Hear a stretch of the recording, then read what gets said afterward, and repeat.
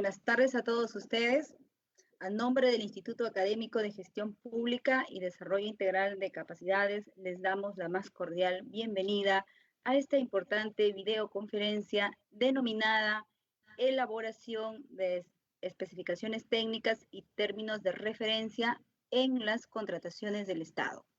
Vamos a trabajar este tema y para lo cual tenemos la invitación y participación del doctor Bruce Cueva. Doctor, buenas tardes. Como siempre, es muy grato tenerlo a usted y en este importante tema que es de su especialidad. Vamos a hacer una pequeña presentación, doctor. El doctor Bruce Cueva tiene una maestría en Contratación Pública Internacional por la Universidad de Castilla, España. Es integrante del staff de capacitadores del OCE y es exfuncionario del organismo supervisor de las contrataciones del Estado. En ese sentido, doctor, le damos la bienvenida, le saludamos y le agradecemos por esta importante videoconferencia y le doy pase para que iniciemos con este evento académico.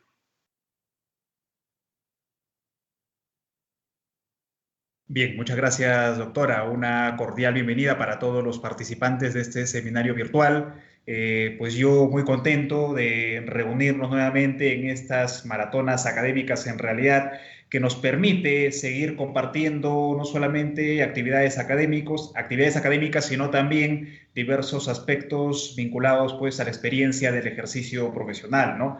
Y el día de hoy nos aborda un tema muy relevante denominado elaboración de especificaciones técnicas y términos de referencia en las contrataciones del Estado, tema que por cierto nos viene preocupando desde hace muchos años, no solamente a los operadores de la norma, sino también al OCE como órgano rector de las contrataciones del Estado, a los órganos auditores y de control, y en particular a cada uno de los ciudadanos cuando evaluamos la gestión del gasto, ¿no? Recordemos que cuando una entidad decide comprar un bien, contratar un servicio o ejecutar una obra, pues los recursos que se utilizan de alguna manera derivan, lo dicen, del presupuesto y este presupuesto se alimenta de las diversas tasas, contribuciones y tributos que de alguna manera efectuamos cada uno de los ciudadanos, ¿no? En ese contexto resulta relevante, de alguna manera, monitorear, supervisar y controlar cómo es que cada una de las entidades ejecutan el gasto y consecuentemente realizan las compras.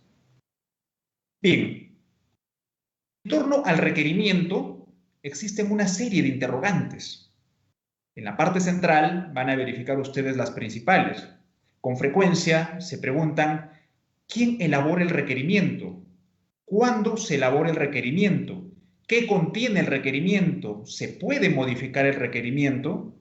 Entre otras interrogantes que sin duda alguna pretendemos el día de hoy abordarlas y que quede pues en realidad claro, sobre todo para aquellos operadores de la normativa de contratación pública y que elaboran aplicando todo el sistema de abastecimiento, ¿no?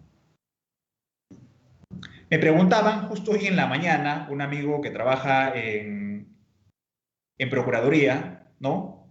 ¿Es necesario que yo conozca cómo se elabora el requerimiento? Y yo le decía, para que tú realices alguna actividad desde la más básica en oficina, ¿acaso no requieres útiles o materiales de oficina? ¿No requieres agua mineral? ¿No requieres el servicio de limpieza? ¿No requieres viáticos cuando realizas alguna diligencia dentro o fuera de la región? Uno se quedaba pensando, ¿no? ¿Sí? Lo mismo me pasaba con otro amigo que labora en tesorería y me decía, ¿es necesario que yo aprenda a elaborar el requerimiento? Le transmitía pues las mismas disposiciones y así sucesivamente ocurre con cada una de las dependencias de una entidad pública. Y es que hoy en día cada una de las dependencias orgánicas, nosotros las llamamos como áreas usuarias, tienen la obligación de conocer cómo se elabora el requerimiento, porque para cumplir determinada tarea o objetivo que está prevista en nuestro plan operativo institucional, ¿sí? Paréntesis ahí, no se olviden que cada área usuaria de una entidad tiene un plan operativo y justamente para ejecutar cada una de esas actividades previstas requiere la compra de un bien, requiere la contratación de un servicio u otro con la finalidad de que se satisfaga pues esa necesidad. ¿Sí? Bien, el artículo 16 del TUO de la Ley de Contrataciones del Estado, en concordancia con el artículo 29 de su reglamento, establece de manera clara que es responsabilidad del área usuaria la correcta, la adecuada formulación del requerimiento, ¿sí? Y alternativamente, en algunos casos, le corresponde al OEC, el famoso órgano encargado de las contrataciones en la práctica llamada abastecimiento logística, ¿sí? Por delegación, elaborar el requerimiento solo cuando ésta tenga el conocimiento técnico sobre el bien o el servicio que se va a contratar y, consecuentemente, que sea aprobada por el área usuaria. ¿Sí? Entonces, esto va respondiendo ya a nuestra primera interrogante, ¿no? ¿Quién elabora el requerimiento? De cajón, el área usuaria, y alternativamente, el órgano encargado de las contrataciones. ¿Cuándo se elabora el requerimiento? Bueno, hablar de la oportunidad de la formulación del requerimiento nos remite, ¿sí? Incluso en la mayoría de los casos, al ejercicio anterior. Y es que la norma, ¿no? Hoy en día alineada al Sistema Nacional de Abastecimiento, se habla de un cuadro de necesidades multianual incluso, ¿sí? Dentro de lo cual nos obliga que trabajemos dentro del primer semestre cada una de estas actividades, cada uno de estos cuadros de necesidades con la finalidad de que se pueda atender en el ejercicio siguiente determinada contratación en satisfacción de esta necesidad. ¿Qué contiene el requerimiento? Ya lo vamos a ver más adelante, vamos a desarrollar en realidad este interrogante, porque anteriormente hablar de requerimiento era simplemente hablar de especificaciones técnicas y términos de referencia. Hoy en día hemos venido evolucionando, la norma de contrataciones del Estado, que constantemente viene modificándose, pues nos ha variado esta estructura y nos dice que hoy en día el requerimiento también contiene los requisitos de calificación, dentro de ellos la capacidad técnica, la capacidad profesional, la capacidad legal y la experiencia del postor en determinadas situaciones, ¿no? Vamos con la siguiente interrogante. ¿Cuándo se puede modificar el requerimiento? Vean ustedes que el requerimiento, como le hemos venido graficando desde hace un momento, es el eje de la contratación pública, o sea, es el punto de partida de la contratación pública. Si no hay requerimiento, no podemos hablar de actuaciones preparatorias, no podemos hablar de fase de selección y no podemos hablar de ejecución contractual como los tres grandes pilares que regulan la normativa de contratación pública. ¿Sí? Por eso es que siempre tratamos de priorizar, tratamos de alguna manera de que el requerimiento, en el mejor de los casos, ¿sí?, se encuentre debidamente definido justamente para evitar consecuencias negativas durante las actuaciones posteriores, ¿no? ¿Sí? Pero bueno, en teoría podemos decir que el requerimiento se puede modificar durante las actuaciones preparatorias con ocasión de la indagación de mercado. Recuerden que es el órgano encargado de las contrataciones quien sale a través de estas solicitudes de cotizaciones al mercado para efectos de que los diversos proveedores o la pluralidad de proveedores valide el requerimiento, ¿sí? El requerimiento en todo su contexto, no solamente en la definición de las características, condiciones y requisitos funcionales, sino también en función a los requisitos de calificación, ¿sí? Por un lado. Y luego, en la fase de selección, o sea, ya cuando también se puede modificar el requerimiento. ¿En qué momento? En la etapa de formulación y de absolución de consultas y observaciones. Claro que en dicho caso el comité de selección lo que va a hacer es correr traslado de estas consultas, observaciones sobre el requerimiento al área usuaria y consecuentemente el área usuaria, previa comunicación al titular de la entidad o aquel funcionario que aprobó el expediente de contratación, ¿sí?, autorizará esa modificación. Bien.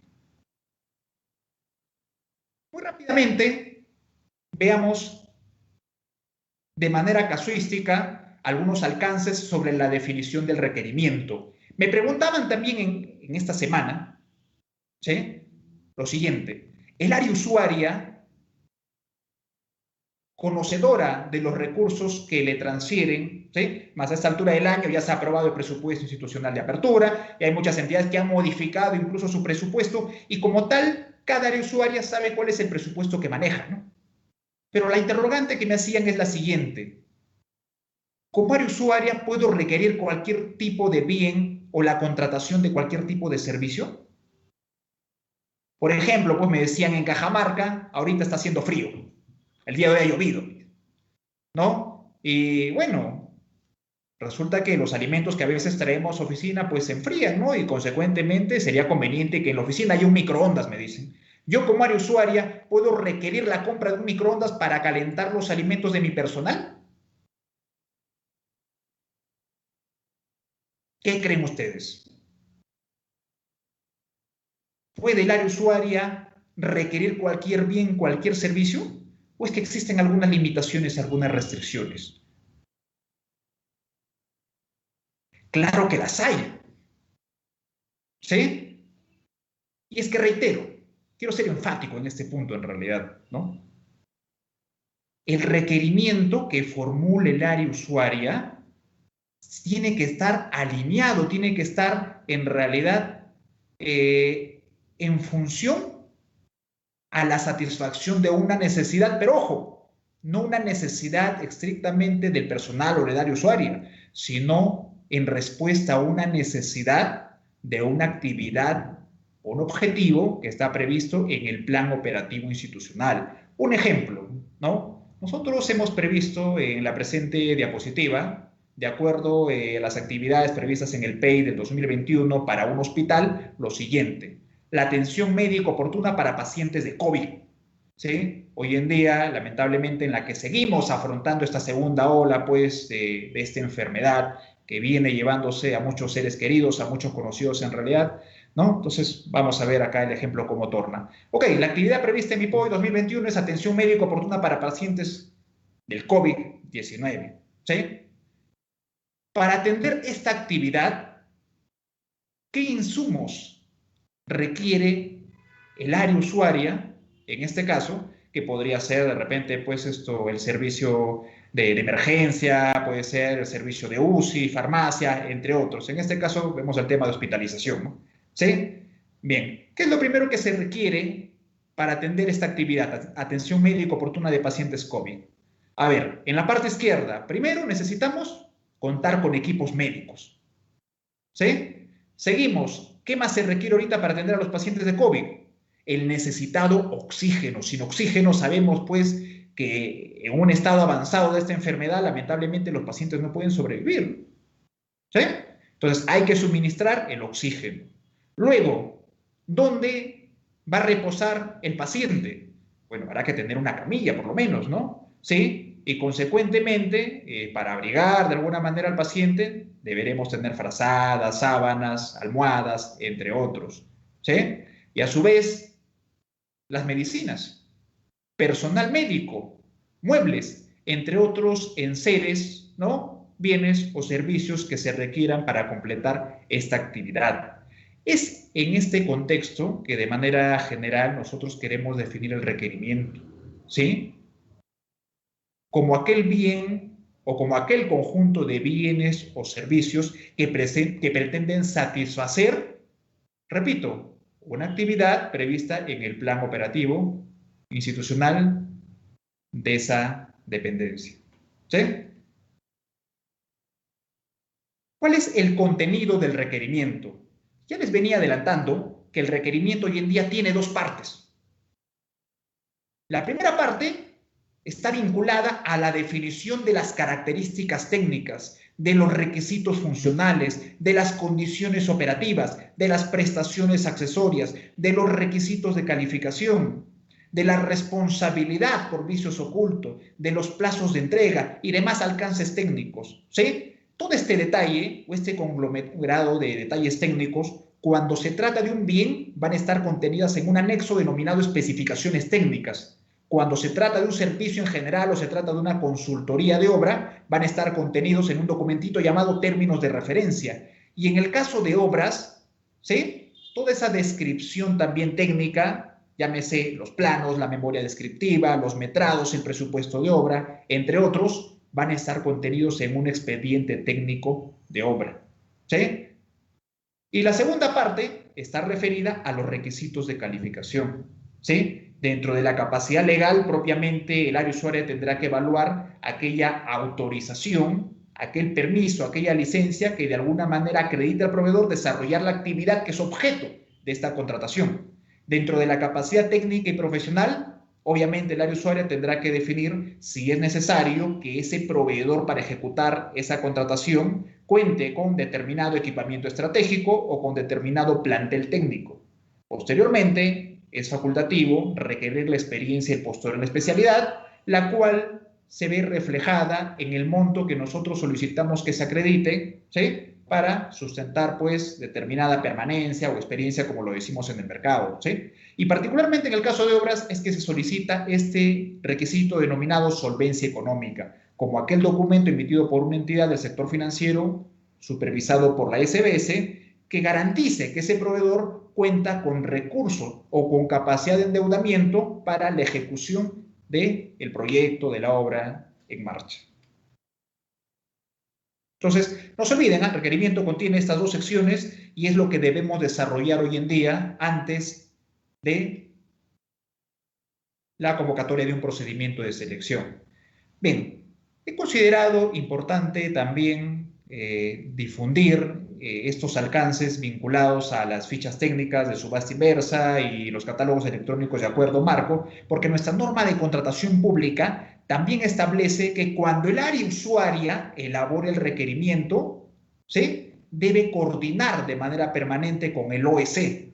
¿Con qué finalidad? De verificar si ese bien o ese servicio se encuentra incorporado en una ficha de homologación, en el listado de bienes y servicios comunes o en el catálogo electrónico de acuerdo marco. Porque de ser así, incluso hay un orden de prelación para utilizar esta especie de modalidad o esta especie de procedimiento que está regulado también en la norma, ¿no? Entonces, de cajón, si ese bien o servicio está incorporado en una ficha de homologación, debemos utilizar esa ficha para solicitar el requerimiento.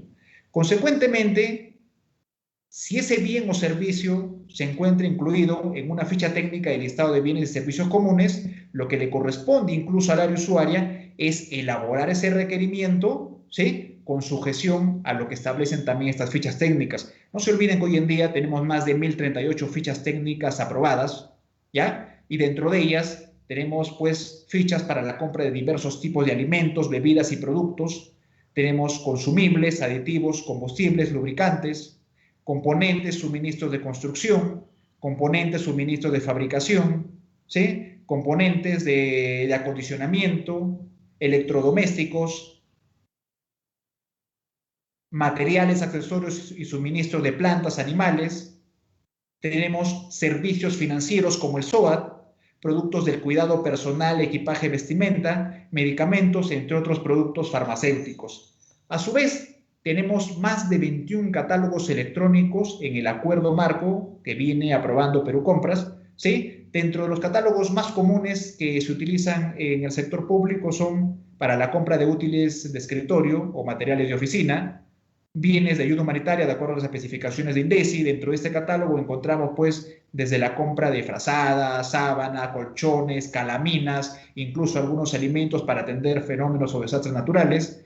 Tenemos también la emisión de servicio de boletos de transporte aéreo, equipos de aire acondicionado, mobiliario en general, llantas, tuberías, pinturas, cerámicos, equipos de cómputo, ¿sí?, impresoras, consumibles, repuestos, tóner, accesorios, baterías, pilas. Y también desde el mes de julio del año pasado se incorporaron también algunos bienes, ¿sí?, para la protección de la salud, como las famosas mascarillas, ¿verdad? ¿Sí? Bien.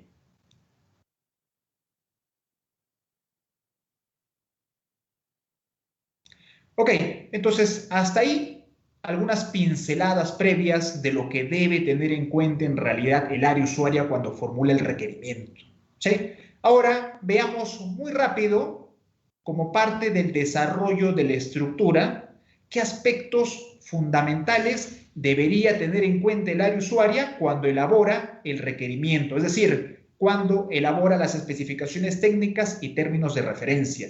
Y el punto de partida de todo requerimiento es la denominación de la contratación. ¿Sí? Es importante comentar en este punto que hay muchas entidades que cuando consignan la denominación de la contratación no lo hacen de manera objetiva, de manera clara o de manera concreta, sino que yo he visto incluso denominaciones de contrataciones, ¿no?, que conllevan pues todo un párrafo en realidad, 6 líneas para hablarme de la denominación de la contratación, ¿sí? O sea, son redundantes. Y hay otras que en realidad ni siquiera se entienden. Yo les pongo un ejemplo. Revisaba la semana pasada unas especificaciones técnicas que decían en la denominación lo siguiente: mejoramiento de la capacidad resolutiva del Hospital Almenara. Esa era la denominación, repito, mejoramiento de la capacidad resolutiva del Hospital Almenara. Pregunta: ¿alguno de ustedes me entiende, de acuerdo a esta denominación, qué tipo de bienes o qué es lo que va a contratar este hospital? Claro que no, ¿verdad? ¿Sí?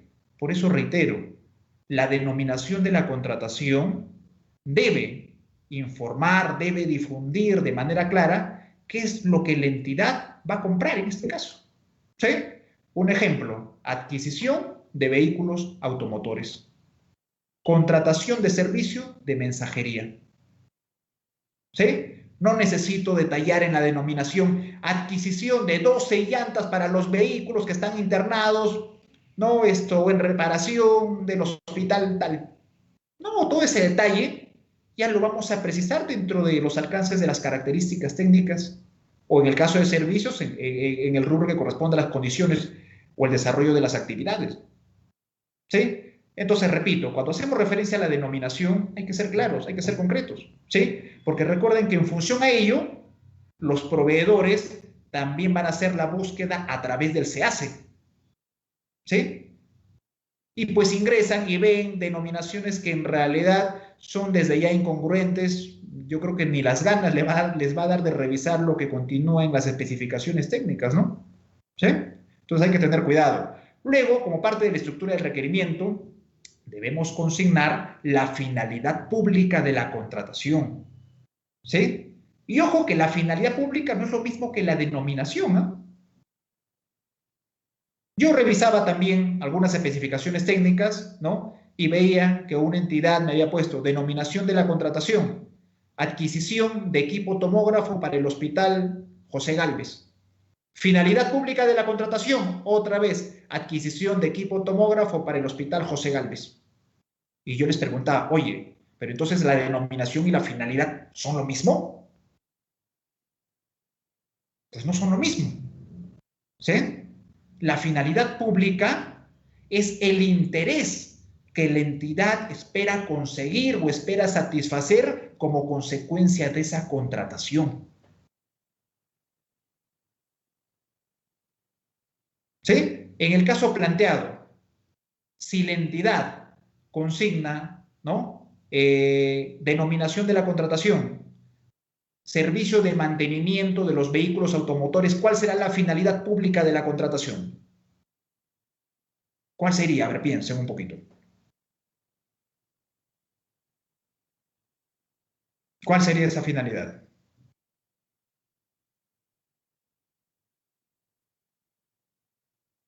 ¿Sí? Podría ser de repente, ¿no?, la reparación oportuna o el sostenimiento del parque automotor oportuno de los vehículos de la institución, ¿sí? Pero recuerden que tienen que justificar, ¿sí?, cuál es la necesidad que esperan satisfacer como consecuencia o como contraprestación del bien o el servicio que están requiriendo, ¿sí?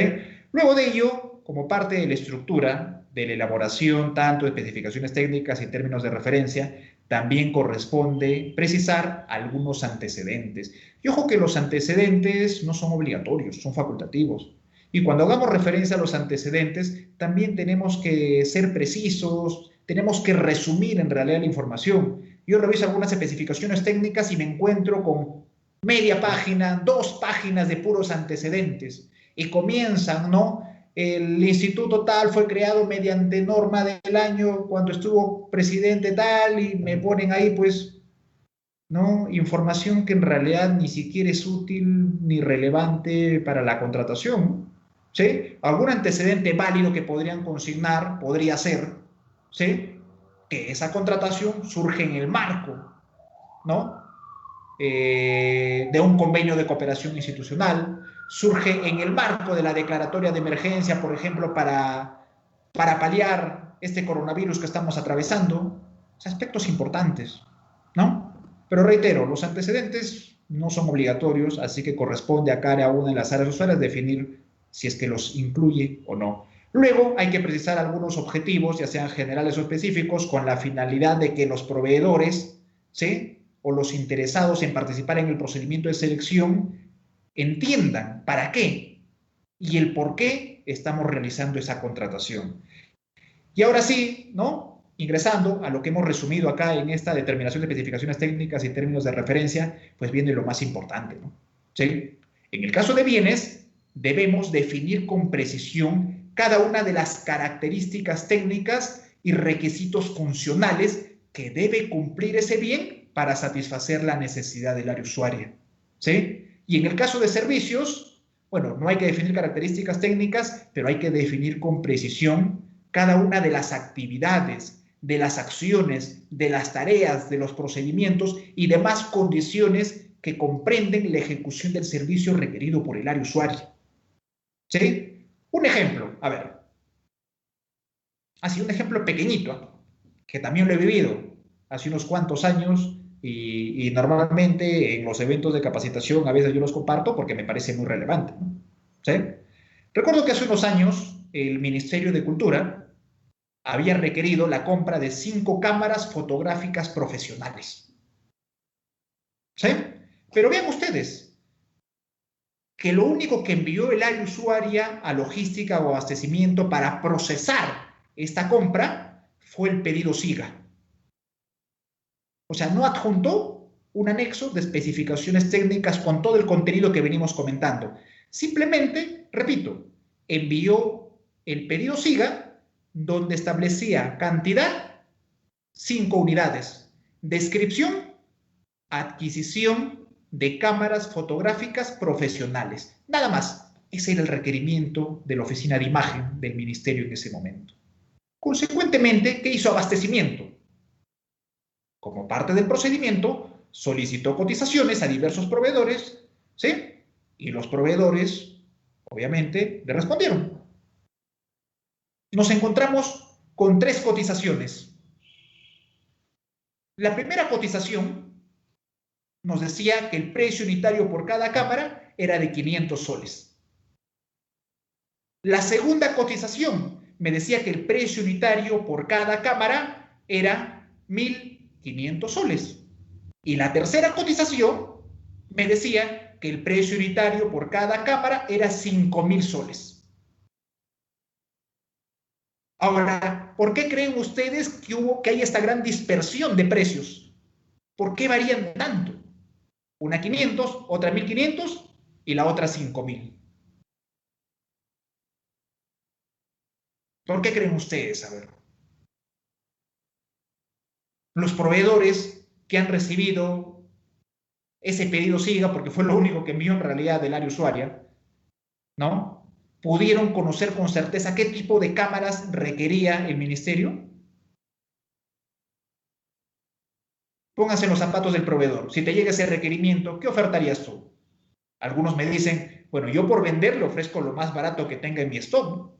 ¿Sí? Y podría ser que por eso hemos recibido una cotización de 500 soles. Bueno, a eso súmale que la oficina de abastecimiento del ministerio en ese momento, quienes tenían bien claro el precedente, comprar lo más barato, austeridad, dijo, de las 3 cotizaciones, compremos lo más barato. Y compremos lo más barato, más aún si el área usuaria no nos ha precisado el alcance de sus características técnicas. Bueno, entonces abastecimiento terminó su indagación de mercado, hizo su cuadro comparativo, solicitó certificación presupuestal y pues emitió la orden de compra, ¿no? 5 cámaras fotográficas profesionales al costo unitario de 500 soles. Consecuentemente, a los 3 días siguientes llega el proveedor, ¿no? Va al almacén se comunica con la oficina de imagen para que se apersone a validar las especificaciones técnicas y el área usuaria pues casi se cae patas arriba, coloquialmente hablando. ¿Sí? Y se alteró en realidad porque manifiestan ellos que ese tipo de cámaras no son las que necesitan para el tipo de actividad que realizan. Y en ese momento se armó la jarana. ¿Sí? Porque el área usuaria dijo que no va a recibir los bienes, consecuentemente no va a dar la conformidad, ¿no? Y solicitaba que abastecimiento anule las órdenes de compra. Pero ese no era el problema de fondo. El problema de fondo era que al día siguiente se tenía que coberturar, ¿sí?, un evento protocolar. Y para ese evento protocolar es que se necesitaban estas 5 cámaras profesionales. ¿Qué hacemos a esa altura? ¿Cómo adquirimos, cómo movemos nuevamente todo el aparato para adquirir 5 cámaras para el día siguiente? Por eso les decía que se armó la jarana.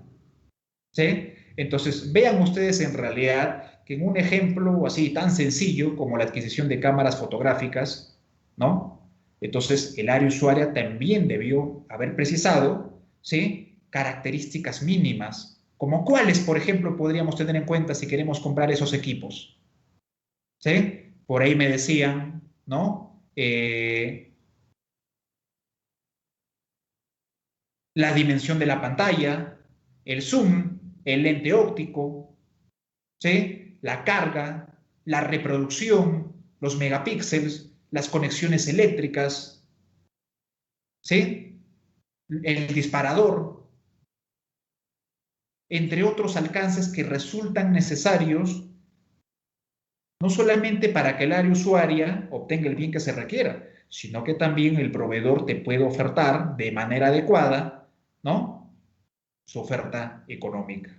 Ok, seguimos avanzando entonces. Luego, con respecto a las condiciones de operación, es necesario que el área usuaria precise bajo qué condiciones climatológicas, bajo qué alcances, bajo qué temperaturas van a utilizar ese bien o se va a ejecutar el servicio.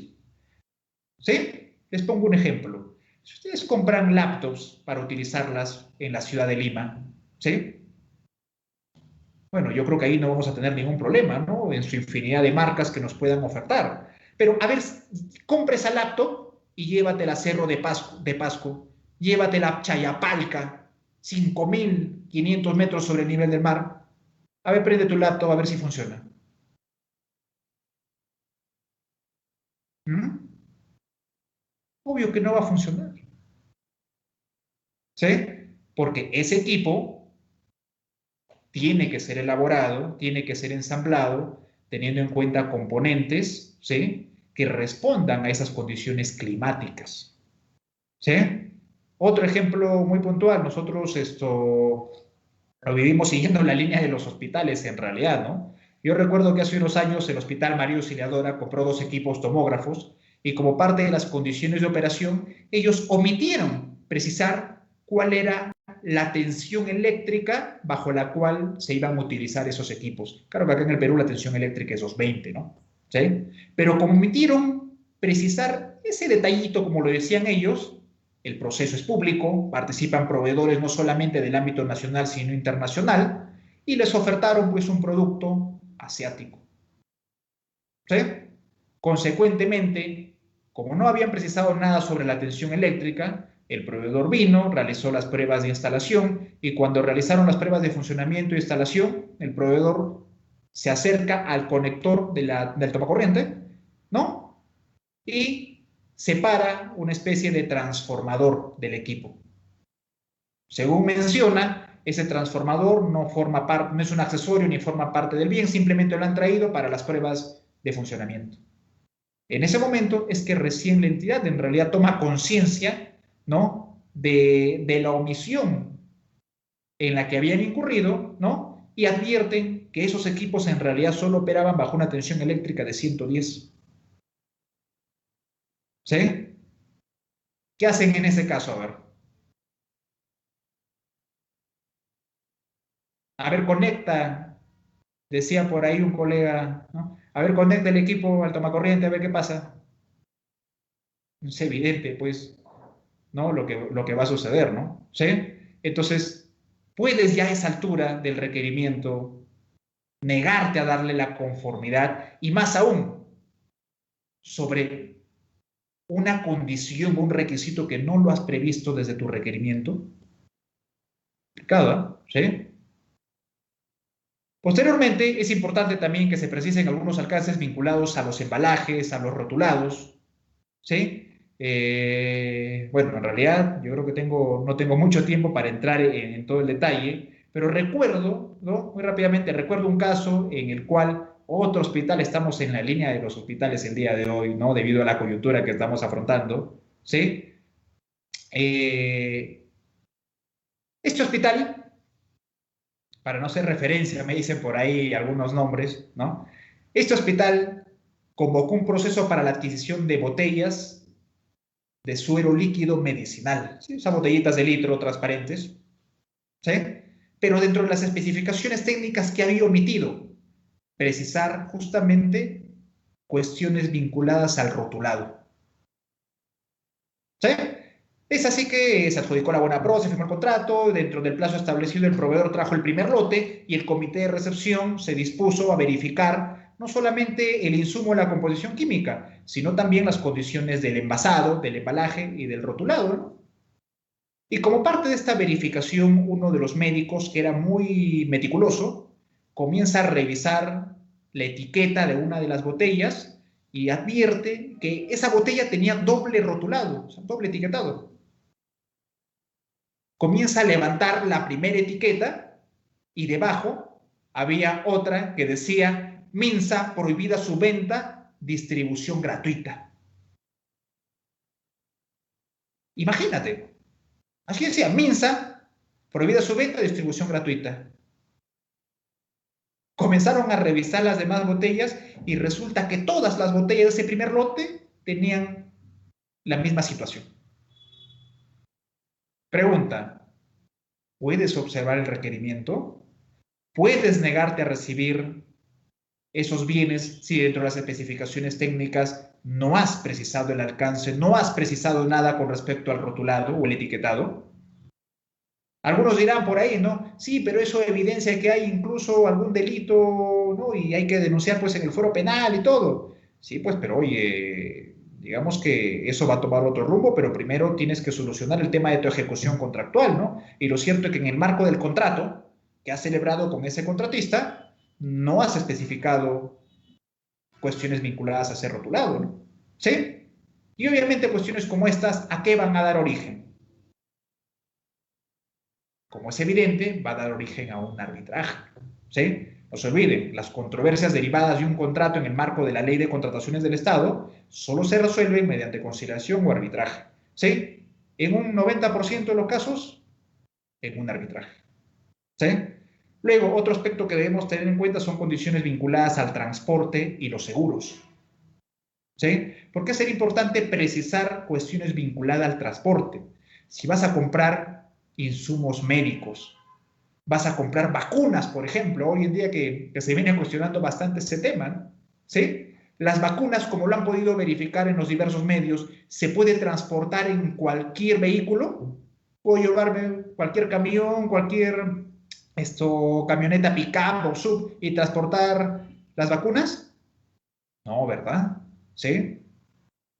Estos vehículos tienen que tener cierta adecuación, tienen que incluso, en el mejor de los casos, tener una cámara frigorífica, ¿sí? Y demás accesorios que permitan en realidad el transporte adecuado, en este caso de lo que requiere la entidad, ¿no? ¿Sí? Por otro lado, en el caso de la contratación del servicio de transporte de residuos sólidos, ¿se puede transportar los residuos sólidos en cualquier vehículo? Tampoco.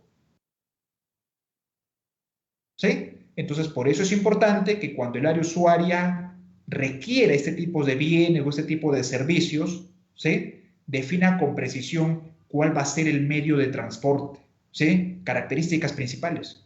Y asimismo, de corresponder, hay que requerir que el contratista asuma los costos de un seguro, ¿sí? Porque si se deteriora, se malogra lo que están transportando, tiene que asumirlo el contratista, ¿sí? Y si tú esperas todavía que termine el arbitraje para que el contratista te devuelva lo que se ha malogrado, imagínate cuánto tiempo va a pasar.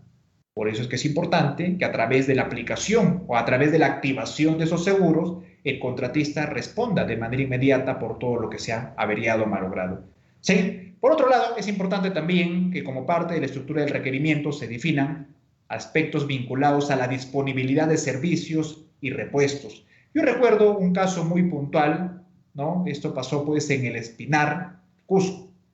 Y es que la municipalidad hace unos años también atrás, ¿sí?, compró 15 camionetas para realizar el servicio de seguridad ciudadana, pero como parte de las especificaciones técnicas omitieron precisar justamente este dato, este datito, como decían ellos, ¿no? La disponibilidad de servicios y repuestos en la zona de influencia o en la zona de interacción de esta municipalidad. De tal manera que cuando se malograba algún vehículo tenían que darle su mantenimiento. ¿Qué tenían que hacer? Tenían que movilizarse hasta el concesionario más cercano. Y el concesionario más cercano desde el Espinar era el Cusco. Del Espinar al Cusco, si no me equivoco, pues había unas 5 horas aproximadamente. Imagínate, 5 horas para que realicen el mantenimiento y 5 horas para regresar.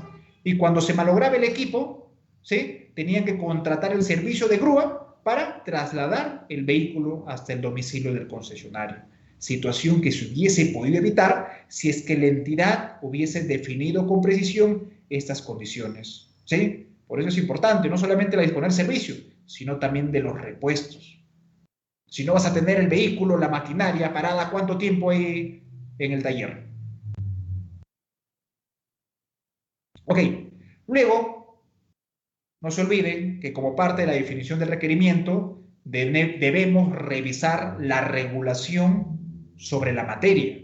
Es decir, que si existe alguna norma técnica, algún reglamento sectorial, ¿sí?, que regule esa actividad y que como consecuencia deberías exigir ese requisito al proveedor. ¿Sí? Ok. Vamos, veamos las prestaciones accesorias. Normalmente cuando hacemos referencia a la compra de bienes, pues mucho nos emociona en realidad el pedir la garantía comercial, ¿no? Pero ¿cuándo activamos esa garantía comercial? ¿Ustedes han escuchado hablar de la garantía extendida? Imagino que en algún momento han ido pues estos grandes conglomerados comerciales, ¿no? Y compras, se me ocurre pues un TV, ¿sí? Normalmente te dicen, mira, la TV te cuesta 5.000 soles, pero te podemos dar por 400 soles una garantía extendida, de tal manera que si el bien se malogra, no lo podemos reparar durante el periodo de la garantía comercial, ¿no? O un determinado periodo, entonces ellos incluso te devuelven o te reponen el equipo, ¿sí? Entonces la garantía comercial funciona de la misma manera. La entidad consigna un determinado periodo dentro del cual el contratista se hace responsable no solo por las deficiencias de la fabricación del producto, sino también por otros aspectos que de manera involuntaria puedan haber generado la avería, ¿sí?, de estos equipos, ¿ya? Entonces, esa garantía comercial tiene que estar definida también por el área usuaria y normalmente la cuantificamos en función de meses o años, teniendo en cuenta también la naturaleza del bien que se está comprando, ¿sí? Otra prestación accesoria que también podemos tener en cuenta está vinculado a las capacitaciones, ¿sí? ¿Y qué aspectos debemos tener en cuenta cuando la entidad requiera capacitaciones? Primero, hay que definir cuál es el perfil del capacitador, tanto en formación académica como en experiencia. Segundo, hay que definir cuál es el temario que se va a abordar a través de esa capacitación, ¿sí? La cantidad de horas, si la capacitación se va a realizar dentro de las instalaciones de la entidad o dentro de las instalaciones que el contratista proponga, si se va a emitir un certificado. Y es más, me decían por ahí, ¿podemos ponerle que incluye el coffee break? También le puedes poner. Claro que eso va a repercutir de repente por ahí un cachito en el costo, ¿no? El contratista no va a perder en nada, ¿no? ¿Sí? Pero bueno. Entonces hay que tener en cuenta de manera detallada, de manera precisa, todos estos aspectos que resulten necesarios, repito, para satisfacer la necesidad del área usuaria. Luego me decían, pero si en las bases ya se indica la dirección de la entidad, ¿será necesario consignar el lugar y el plazo de entrega? Por supuesto. Si bien es cierto, la entidad tiene un domicilio real, un domicilio fiscal, pero muchas veces el almacén de esa entidad pues funciona en otro lugar. O hay entidades como las municipalidades, los gobiernos regionales que tienen más de un almacén. O es más, esos bienes que estás comprando, ¿sí?, Material para construcción, por ejemplo, no te lo van a entregar en el almacén de la entidad, sino que lo que requiere la entidad es que sean colocados o sean entregados pues en obra, ¿no? En proyecto. Entonces, por eso es importante precisar el lugar de entrega de los bienes o lugar de ejecución del servicio, ¿no? Y asimismo, hay que precisar cuál es el plazo de prestación. Recuerden que una vez que se firma el contrato, los plazos se ejecutan en días calendarios, o se incluye sábados, domingos y feriados, ¿sí? Y consecuentemente, el contratista debería entregarlos según los plazos pactados, ¿sí? Yo revisaba también algunas especificaciones técnicas y por ahí una entidad me había puesto, ¿no? Plazo de entrega, 2 puntos, inmediato. Yo le decía, oye, ¿y para ti cuánto tiempo implica el inmediato? ¿Será una semana? ¿Será un día? ¿Será una hora? ¿Será que el contratista viene, firma el contrato y te trae los bienes? ¿No? Entonces el plazo tiene que ser cuantificado de manera razonable, teniendo en cuenta también los canales de distribución, los canales de importación, entre otros, porque recordemos, ¿sí?, que en el requerimiento no se pueden hacer referencias incluso a disposiciones u otros aspectos que desde ya incluso direccionen el requerimiento a un determinado proveedor en el mercado, ¿eh? Y muchas veces por cuestiones vinculadas al plazo, sabemos que también se puede direccionar una contratación. ¿Sí? Ok. Luego, en cuanto a los requisitos del proveedor, esto está bastante vinculado al cumplimiento de los requisitos de calificación, por cuanto, ¿qué requisitos yo le voy a pedir al proveedor? El primero de ellos está vinculado al requisito de capacidad legal, habilitación, ¿verdad? ¿Sí? Por ejemplo, si vamos a comprar combustible, ¿qué documento de habilitación debería presentar ese proveedor para dedicarse a ese rubro? Comercialización, almacenamiento de combustible. En mínimo su DGH, ¿no? ¿Sí? Aquella autorización emitida por el OSINERMIN. Si voy a contratar el servicio de seguridad y vigilancia, ¿cuál es el requisito de habilitación que debería contar ese proveedor para desarrollar esa actividad? Su autorización o renovación emitida por la SUCAMES del Ministerio del Interior, ¿no? Si voy a contratar el servicio de mensajería, mínimo, ese proveedor debería tener un contrato, un convenio de concesión de servicios postales, ¿no? ¿Sí? Adicional a ello, la autorización de intermediación laboral emitido por el Ministerio de Trabajo. ¿Sí? Entonces, vean ustedes que dentro de los requisitos del proveedor de cajón, ¿sí?, debemos exigir aquellos documentos que permitan acreditar que ese proveedor se dedica al rubro que es objeto de la contratación. Eso por un lado. Y por otro lado, como parte de los requisitos de capacidad técnica y profesional en los casos que se requieran, pedirle al proveedor que nos acredite, ¿sí?, que cuenta con determinado equipamiento estratégico o con determinado staff o equipo profesional para ejecutar la prestación. Y es que en algunos casos el área usuaria no solamente requiere la compra o la venta de un bien, sino que a su vez que el personal del contratista venga, instale los equipos y los deje funcionando. Un clásico ejemplo, la compra de equipos de aire acondicionado, los clásicos ascensores, entre otros, en mérito de los cuales el contratista no solamente te entrega el bien, sino que consecuentemente, una vez que los entrega, ¿sí?, y son validados, tiene que venir a realizar la instalación, la adecuación y posteriormente también, si lo ha previsto el área usuaria, la capacitación sobre el uso o sobre el mantenimiento y reparación de esos equipos, ¿no? Y por último, como requisito de los proveedores, podemos pedir la experiencia del postor en la especialidad. ¿Ok? Bien, algunas medidas de control que son importantes también precisar son aquellas vinculadas a la forma de supervisión o monitoreo, ya sea de la prestación o del servicio que están contratando, ¿sí? Y es que esta definición en realidad juega un rol bastante importante, ¿no? ¿Sí? Porque no se trata simplemente de adquirir o de contratar un determinado servicio a ciegas, sino que el área usuaria, ¿sí?, en su calidad de órgano encargado, pues, del control, de la ejecución del contrato, es que tiene que monitorear o designar a una persona para que se encargue del monitoreo y de la verificación del cumplimiento de todo el proceso constructivo, el proceso de fabricación, elaboración y en el caso de servicios, de cómo es que el contratista o su personal está ejecutando el servicio. ¿Sí? Entonces, no se olviden, como parte de esas medidas de control, hay que precisar estos alcances de monitoreo y de supervisión por parte del área usuaria. En fin, entre otras condiciones que resultan indispensables para la correcta ejecución o prestación.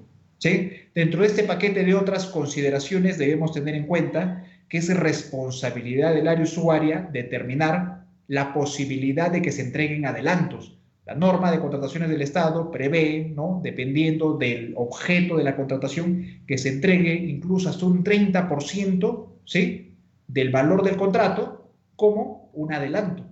En el caso de obras, recuerden que hay dos tipos de adelantos, ¿no? Adelanto directo 10%, para materiales e insumos incluso hasta un 20%. ¿Sí?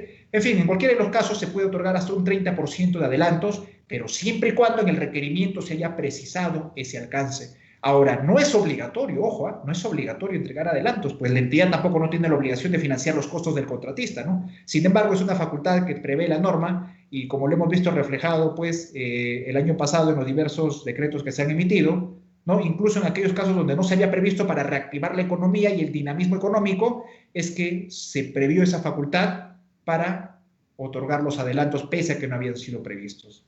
¿Sí? Cuestiones vinculadas también a la subcontratación. ¿Puede el contratista subcontratar prestaciones? Sí, pero prestaciones subordinadas o prestaciones complementarias y solo hasta un 40% del monto del contrato, ¿no? Siempre que la entidad lo autorice también.